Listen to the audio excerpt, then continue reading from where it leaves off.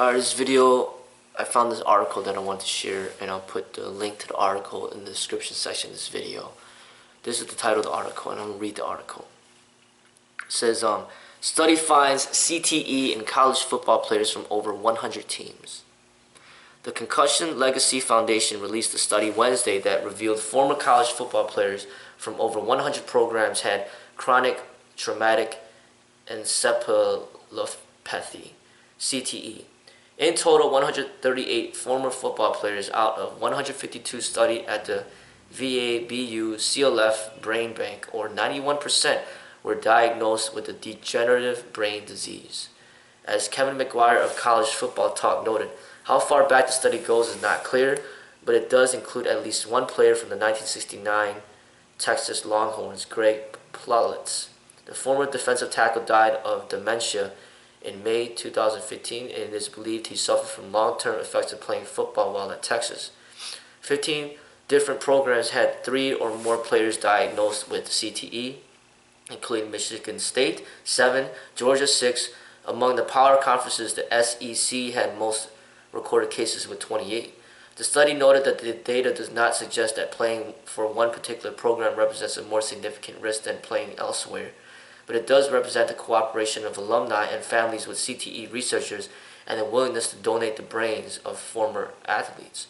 Additionally, the information suggests college players are also at risk of CTE, and that the issue isn't exclusive to NFL players, according to the study. 2/3 of the group study went on to play professional football. The Concussion Legacy Foundation describes CTE as a progressive degenerative disease of the brain found in athletes, military veterans, and others with a history of repetitive brain trauma, adding that possible symptoms include memory loss, confusion, impaired judgment, paranoia, impulse control problems, aggression, depression, and eventually progressive dementia. CTE can only be diagnosed after death by analyzing brain tissues. This article is just another article just to give evidence to prove how dangerous combat sports are. I just recently shared another article about the MMA fighter who's the first MMA fighter to be diagnosed with CTE. And this is just a professional MMA fighter. MMA's only been around, the cage fighting's only been around for not that long. So, the research that's being put into the football, all that is going to be relevant to the cage fighting and boxing, of course. Boxing has already been admitted to be even more dangerous than football, and cage fighting is even more dangerous than boxing. So everything that applies to the football will apply to boxing, will apply to cage fighting. And they're saying 91% of the people are getting CTE. And people just have to be well aware of the dangers involved. Even with the truth out there, there still will be people that want to practice football, that want to practice cage fighting, that want to do boxing. But at least get the facts out there to let people know what they're getting into. As for myself, I don't want to get CTE. I clearly don't want to do that. And I don't want to be responsible for giving somebody else CTE. And I definitely don't want my children to get involved. So my children will not get involved in football. They're not going to get involved in boxing. They're not going to get involved in cage fighting. But they have been involved in martial arts, and that's a totally different approach. Even though we're training specifically, part of the training is designed to protect yourself from harm when it comes to street danger. There's a certain approach where you go at it in order to protect your health, and it requires a lot of experience, from the teacher in order to approach the training in the proper way, to minimize serious types of injuries like concussions. I love training in combat. I love doing everything that I do. But one thing that I always do recognize is that it's never good to get hit in the head very hard and to get dizzy and to get knocked out. I never want that to happen. You know, I train in what I do so that does not happen. You know, so when I spar, I make sure that I spar very, very intelligently, carefully, with awareness to minimize injury to myself. You know, um, one thing about sparring is if you get really good at it and you just don't get hit, then it's not unhealthy for you. But it can be unhealthy for your sparring partner if you keep delivering repetitive blows over and over and over again to this person until they get dizzy, they lose consciousness, you know, things like that. You know, and I disagree with that. You know, I think that a lot of these sparring matches need to stop before it even gets close to anybody getting knocked out or even knocked down. You know, people that are sparring need to take more responsibility and just stop the confrontation, you know, stop the match as soon as they feel that it's going too far. And I think, you know, sparring should never be for a sport context. You know, it should never be like, oh, you know, let's see who can knock each other down, and let's have people cheer and not don't give up and all this other nonsense. You know, this is not like playing table tennis. This is not like playing tennis. This is not playing billiards. This is not, you know, it's not even playing basketball. This is like you're bashing somebody's face in, and he doesn't want to give up, and you don't want to stop until the referee tells you to stop. I mean, this is just, it's not set up like in an intelligent way. Even if they wear headgear, it still doesn't protect them from CTE.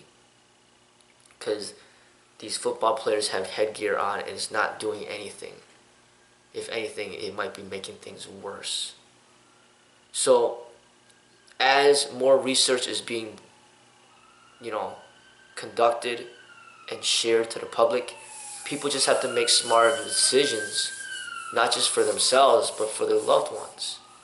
And there's another article that I read where they're talking about the ratings for football has been declining, like over 15%.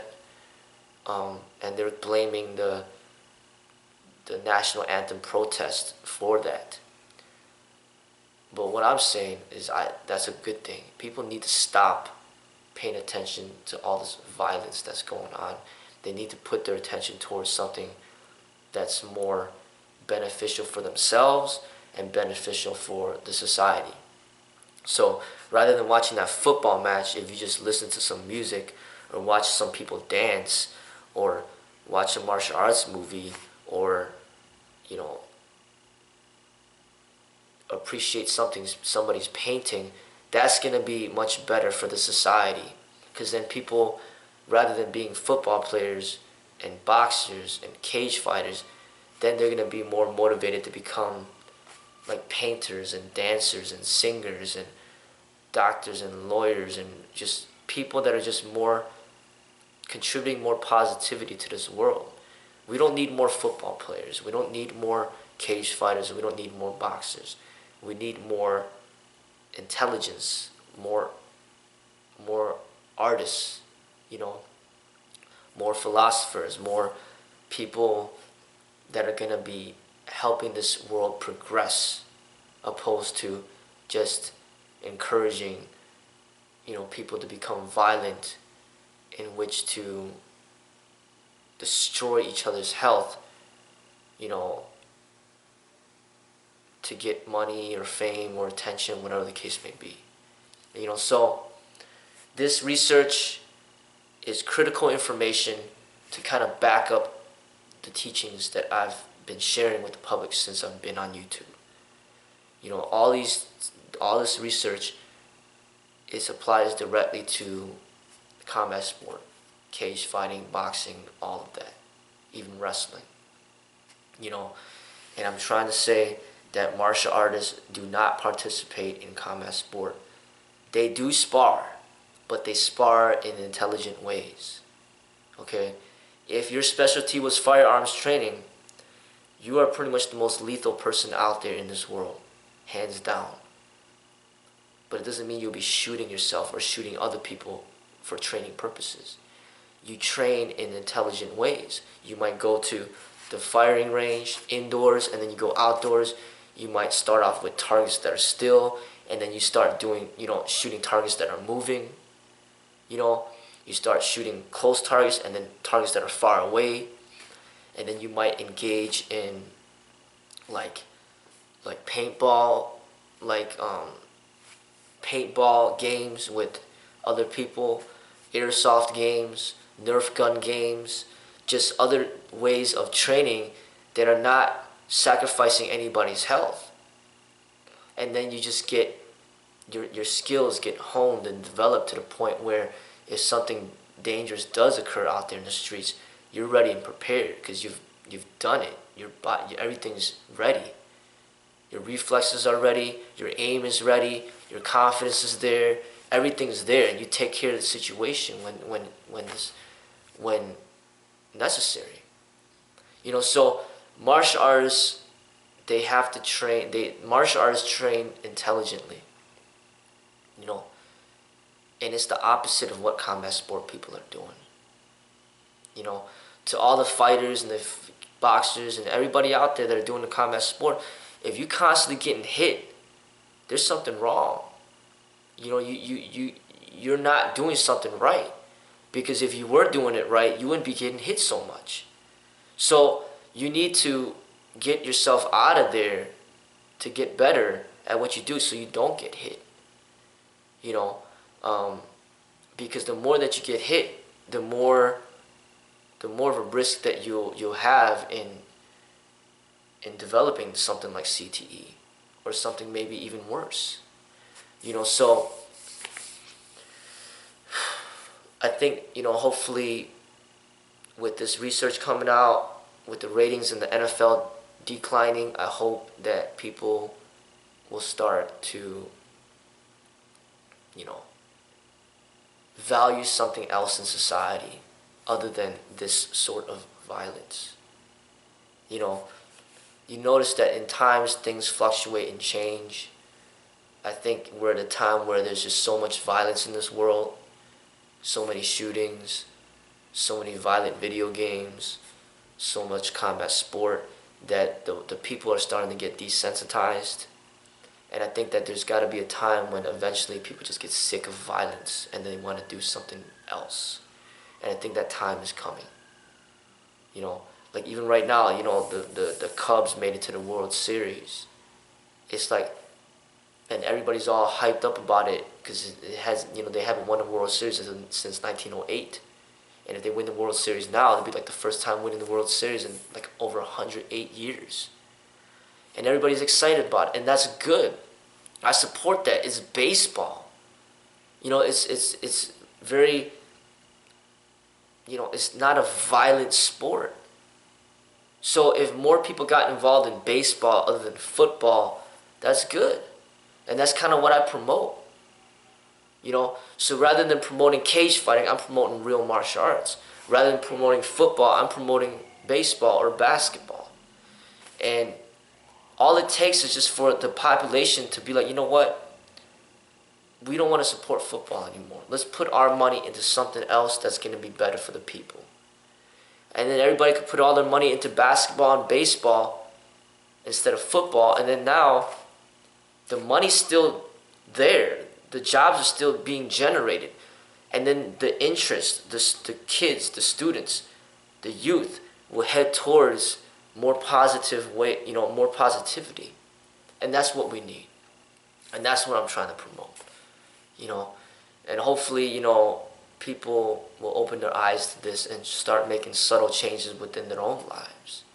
Rather than watching the next cage fight, why don't you just go exercise? Why don't you just go read a book? Why don't you engage in some safe sparring so then you could get better, at defending yourself in case you get in danger. So that's pretty much all I'm trying to do.